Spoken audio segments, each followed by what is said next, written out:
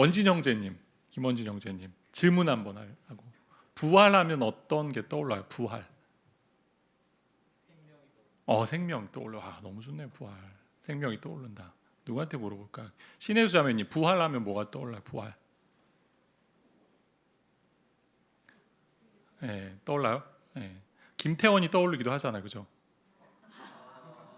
네버엔딩 스토리도 떠오르고, 그리워하면 만나게 되게 맞나요? 그래요? 기억이 안 나 지금. 너무 오래전 노래죠. 여러분 잘 기억 못하는 노래인데, 보통 이제 잠을 자고 깨면 저는 부활을 좀 간접적으로 경험하는 것 같긴 해요.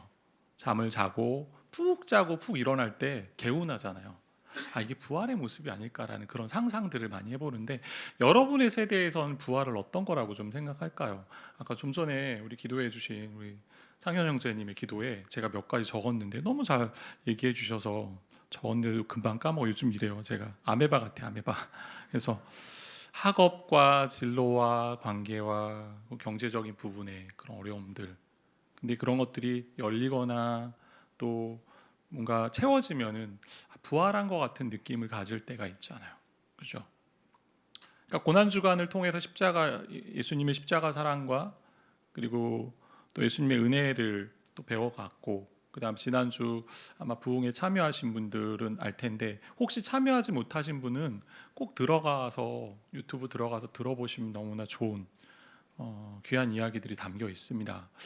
고통을 통과하는 과정 가운데 이분이 하나님의 말씀을 듣고 깨우쳐 주셨던 다양한 이야기들이 많이 있기 때문에, 그러면서 우리가 부활을 맞이하게 되는데, 근데 저는 매년 부활주의를 맞이할 때마다 이 절기설교가 참 어렵거든요. 정해져 있잖아요.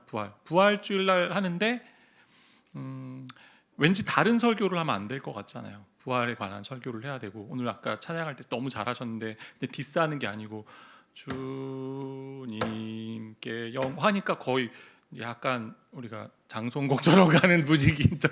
그건 아닌데 그럴 수도 있잖아요. 그러니까 부활이면 주님께 영광 불러야 되고 살아계신 주 불러야 되고 정해진 레파토리가 다 있어요. 되게 어렵거든요. 정말 어려운데, 근데 그러면서 제가 느끼는 건 부활은 이제 역사적 사실이고 정말 하나님의 아들 예수가 부활하신 건데, 그 부활하신 게 나와 도대체 무슨 관계가 있고 내 삶에서 어떤 능력이 나타나는가, 그게 빌립보서 3장에 있던 얘기거든요. 그 부활의 권능을 알고자. 부활은 능력이 있다라는 건데, 그 능력을 어떻게 알아가는가라는 고민들이잖아요. 미국의 한 목회자가 이렇게 이야기를 했습니다. 디스한 거 아니에요? 혹시 상처받을까봐 좀 염려되네. 자, 죄송합니다. 미국의 한 목회자, 샘 올베리라는 목회자인데요. 되게 유능하신 목회자인데, 이분이 이런 얘기했습니다. 같이 좀 읽어볼까요? 읽겠습니다. 그리스도인이 부활을 믿고 부활절마다 그 믿음을 고백하지만 남은 한 해 동안 사실상 그것을 도로 서랍에 처박아 둔다. 부활로 무엇을 어찌해야 할지 모르기 때문이다. 너무 정확한 이야기를 하고 있는 게 아닌가. 부활절에만 부활을 많이 생각하는 것 같고, 뭔가 내 인생에 닫혔던 문이 열리고, 그리고 방향을 잃었는데 방향을 찾아갈 때, 또 관계에서 무너졌다가 그 관계가 회복될 때, 그런 것만을 자꾸 부활로 생각하는 것은 아닌가라는 생각을 하게 되는데요. 예수 부활이 주는 의미가 뭘까? 그리고 부활이 우리에게 도대체 어떠한 권능을 가지고 있는가에 대한 얘기를 좀 하고 싶은데, 우선 중요한 것은요, 성경은 부활을 증명하지 않아요. 증거합니다. 선언합니다. 성경을 보면 창세기 1장 1절이 어떻게 시작되죠? 태초에 하나님이 천지를 창조하시네. 이 정도는 우리가 이제 암송하고 있잖아요.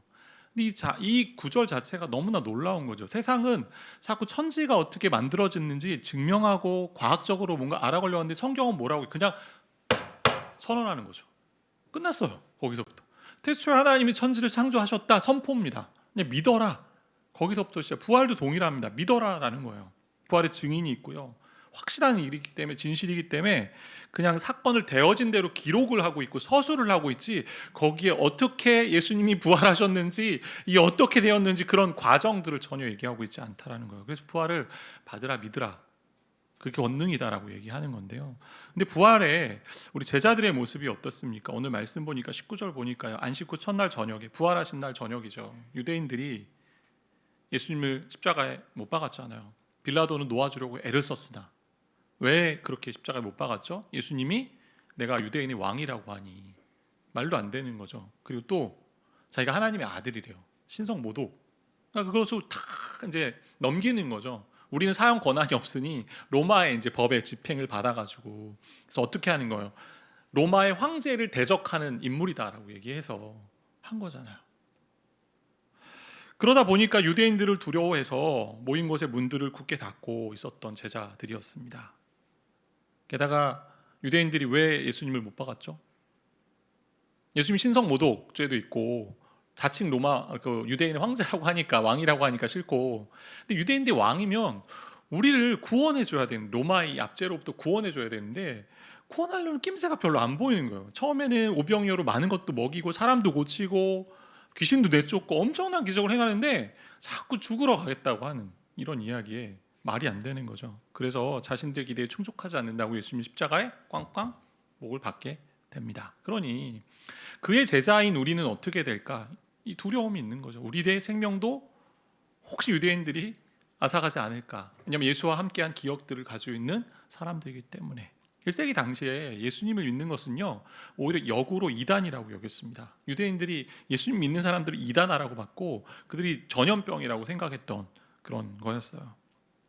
이러한 두려움에 모든 기대는 다 무너지고요 실망, 낭망, 절망만 가득했던 그런 때 주님이 찾아오세요. 우리 주님 너무 좋죠. 찾아오십니다. 그리고 자신이 부활한 것을 증명하십니다. 그러니 제자들이 가졌던 두려움과 의심이 확 사라지죠. 기쁨으로 사라져요. 여기까지만 기록돼도 부활의 확실성을 확실히 증거하고 있는 거죠. 근데 부활은 거기서 역사적으로 이렇다라고 되어진 기술하는 것으로 끝나지 않고요.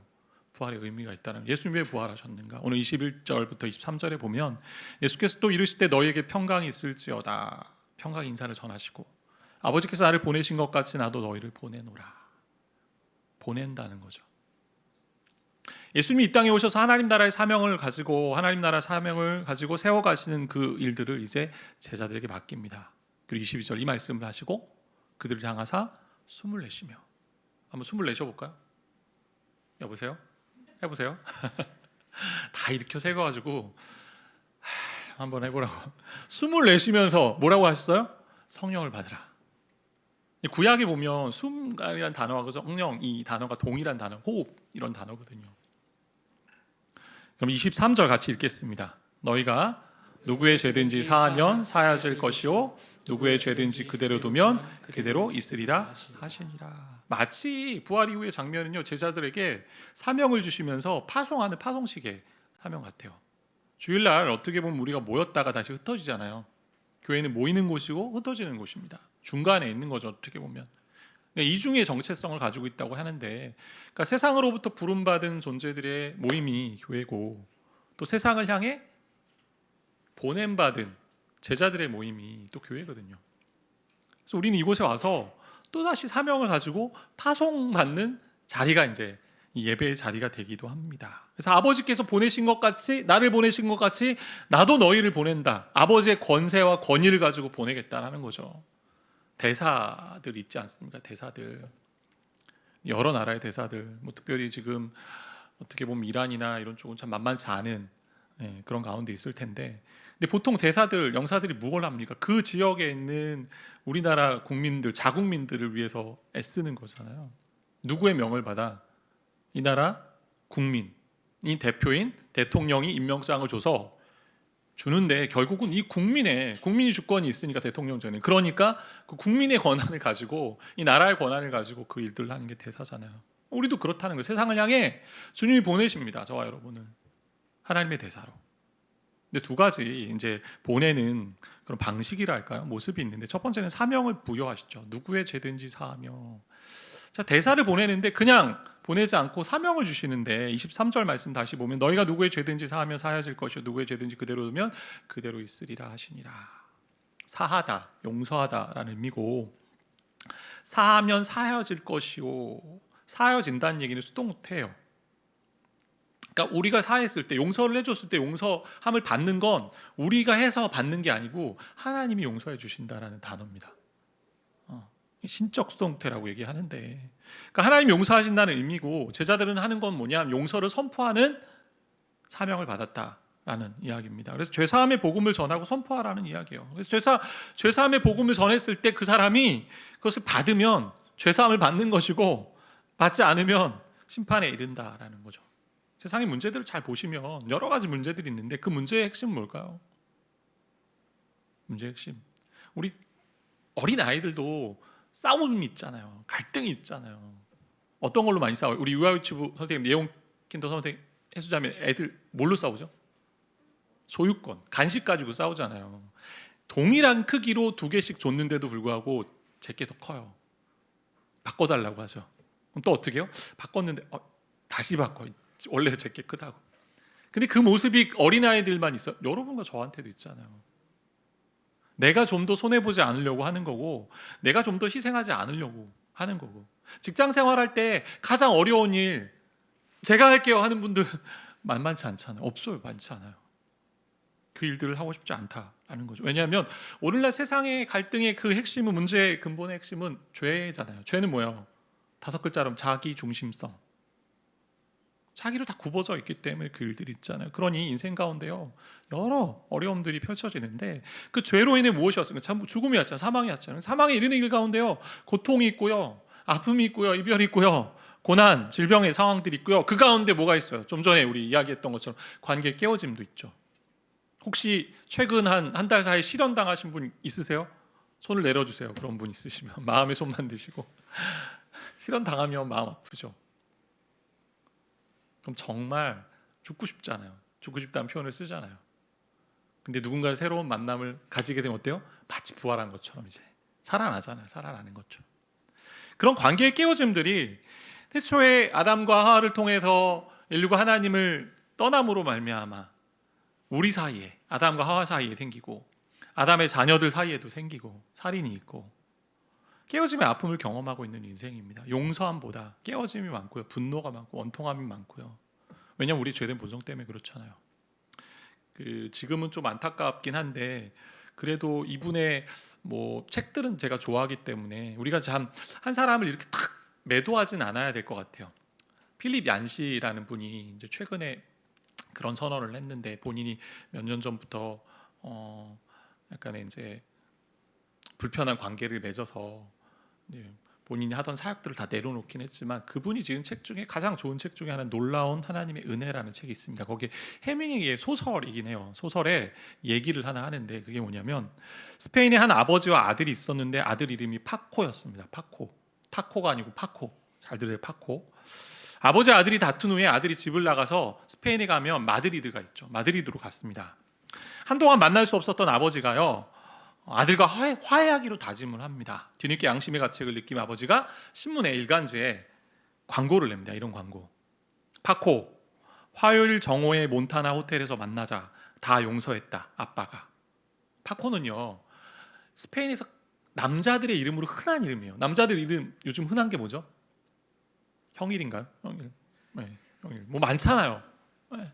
그 흔한 이름인데 파코는 정말 흔한 이름이에요. 그래서 아버지가 약속 장소에 나가봤더니 놀라운 일이 벌어졌습니다. 자기 아들 파코뿐만이 아니라 무려 800명의 파코들이 나타나서 저마다 아버지를 기다리고 있었다라는 거예요. 왜냐하면 왜 왔어요? 용서받고 싶은 마음에.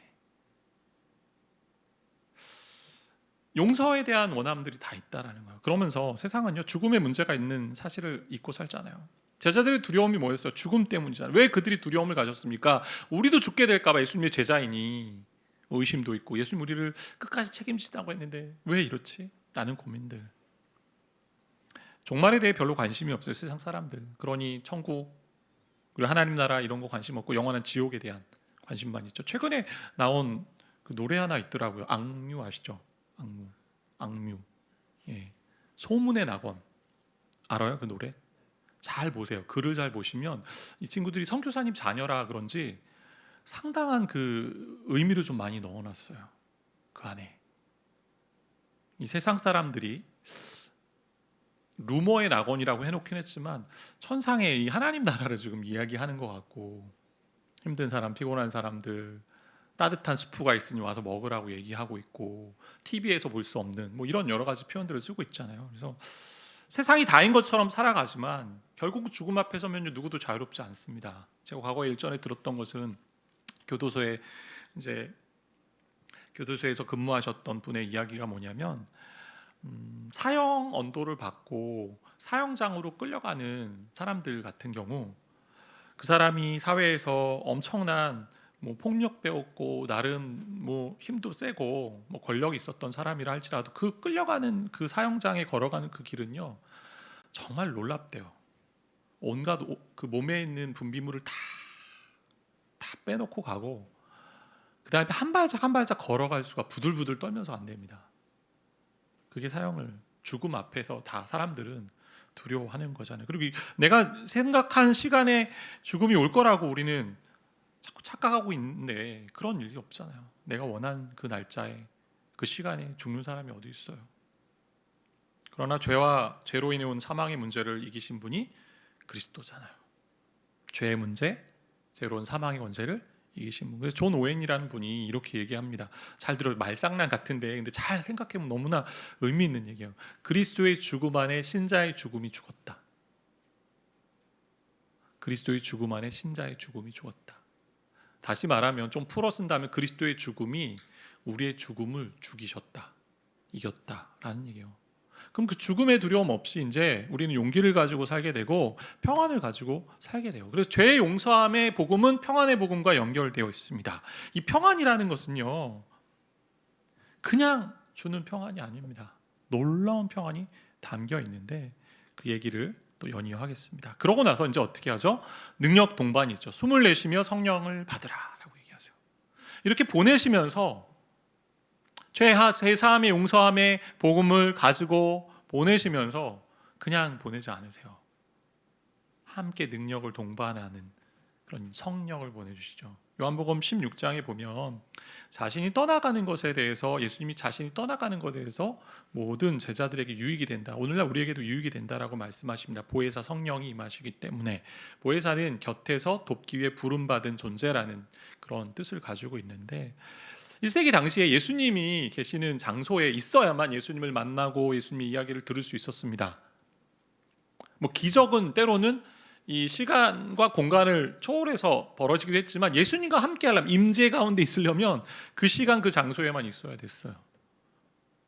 그리고 구약에서는 성령이요 특정한 사람들 왕이나 선지자나 제사장들 하나님이 선택한 사람들에게만 한시적으로 그때만 임했는데 예수님이 이제 승천하시고 나면 보혜사 성령을 보내시면서 어떤 일이 벌어지냐면 시간과 공간을 초월해서 그리고 신분과 격차 뭐 남녀노소 할 거 없이 모두에게 성령이 임하고 성령이 동행하는 삶을 살게 된다. 그래서 고아와 같이 너희를 버려두지 않겠다라고 말씀하시고 너희와 함께 하겠다.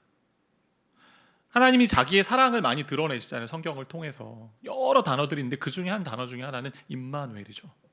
여러분 사랑하면 곁에 있고 싶어. 그렇죠.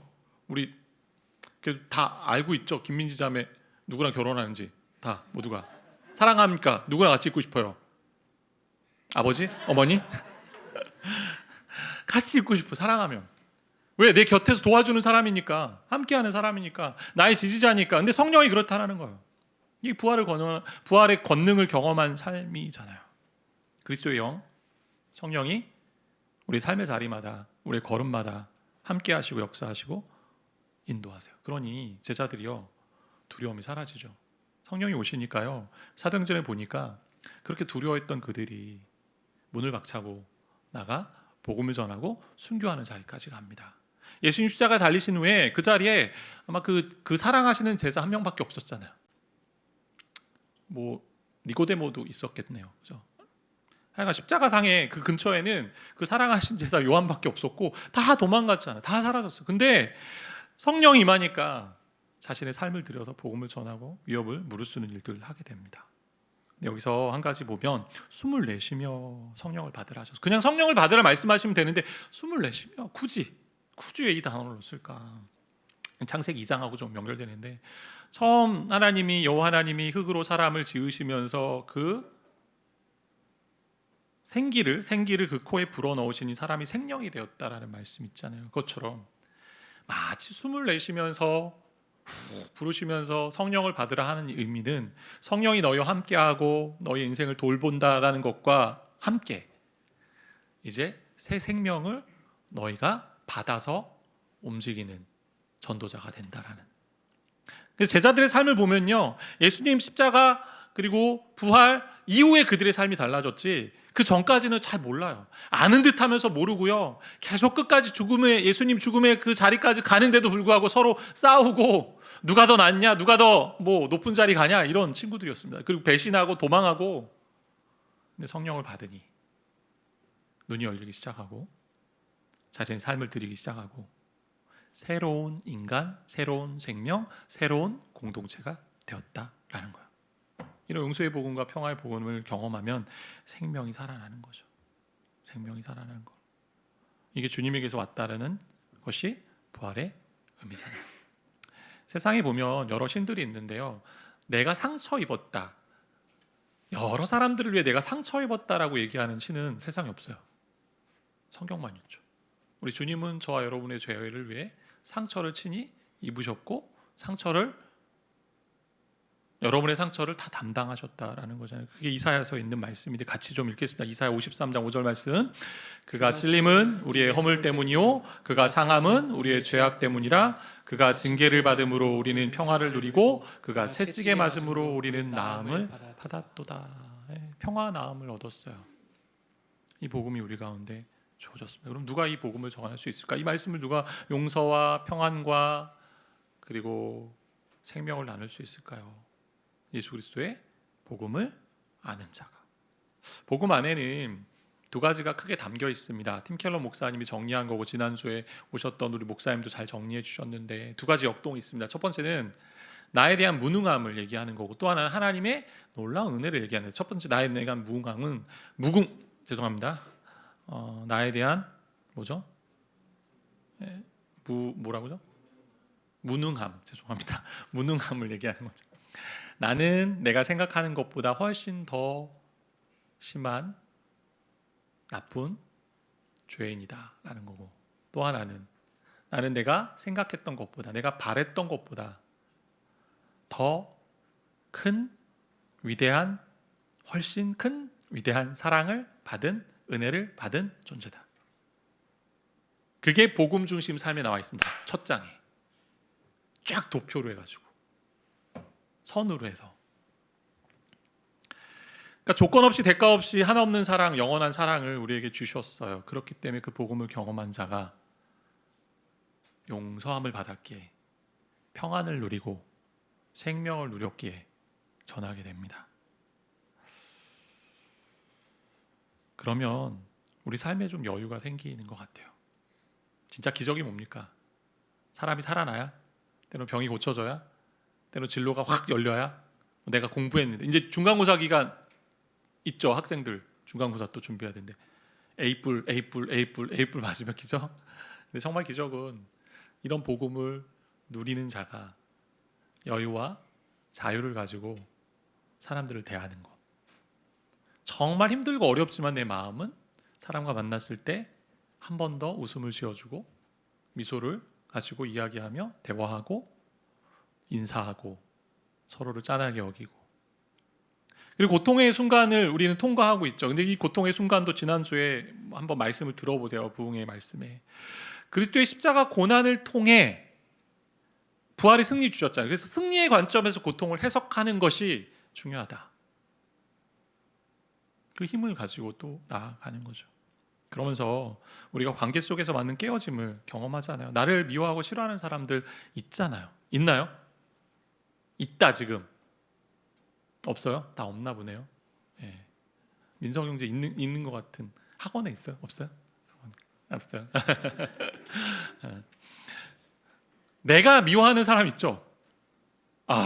그런 분들 있고, 서로가 지금 그런 어려움들 관계 속에 있잖아요. 근데 용서의 복음을 경험했다면 우린 서로 용납하고 용서하고 하나 되는 일들을 해야 되는데, 우리 예수님이 그렇게 하셨기 때문에 우리 부흥회 때 목사님 해주신 얘기에 제가 기억에 나는 이제 한 이야기가 있는데, 이분이 이제 목회를 하면서 때로는 목사님에 대해서 비난하고 욕하고 나쁜 말을 하는 집사님 계신대요. 그렇게 계셨을 때 하루는 그 사람을 좀 만나서 이야기를 해야겠다. 그래서 만나서 이런 이야기를 하셨다는 겁니다. 집사님, 계속 그렇게 욕하셔도 됩니다. 아니 더 하셔도 됩니다. 왜냐하면 아까 얘기했던 것처럼 복음의 역동 속의 첫 번째, 집사님이 생각하는 것보다 저는요 훨씬 더 나쁜 존재이니까 더 하셔도 됩니다. 이게 주님이 걸어가신 길이잖아요. 길. 십자가의 길을 좀 바라보며 그 길을 함께 좀 걸어갔으면 좋겠다. 용납함 받았고 용서를 받은 우리가. 그래서 용서는 예수님이 하신 것이고요. 예수님이 자기를 드리신 것이고 자기 포기의 모습이죠. 그 가운데 평안이 생겨요. 평안이라는 이 샬롬이라는 단어는요, 그냥 단순히 마음에 뭐 안정감을 주는 정도가 아닙니다. 총체적인 하나님의 모든 복이, 온갖 좋은 것들이 다 모여 있는 집합입니다. 샬롬이라는 단어는 뭐 영적일 뿐만 아니라 육적인 모든 관계적인 상황 속에서도. 그러면 이 복음을 경험한 자는요, 내가 복음을 전해야지, 뭐 용서의 복음, 평안의 복음, 생명의 복음을 나눠야지, 이렇지 않아도 자연스럽게 흘러갑니다. 초대교회를 보면, 초대교회 사도행전 초창기 이런 모습을 보면 전도하라라는 명령이 별로 나오지 않습니다. 신약에 보면, 서신서들 보면 전도하라는 명령이 많지는 않아요. 사도행전 안에도. 이유는 이들의 삶과 이들의 믿음 자체가 그냥 전도지가 되어 있었기 때문에 그래요. 학자들의 연구도입니다. 그러니까 존재로부터 흘러나오는 영향력이 있었어요. 초창기에도 다 그때 1세기 당시에도 팬데믹 다 있었거든요. 근데 그때 그 문헌들을 보면 다들 피하고, 가족들도 이 병에 걸린 사람들을 피해 가는데 그리스도인들은 남아서 지켰다는 거예요. 본인이 병에 걸리더라도 같이 죽어가면서 그 일들 하니 도대체 이들은 누구인가? 양질의 삶이 있었고 양질의 죽음도 있었습니다.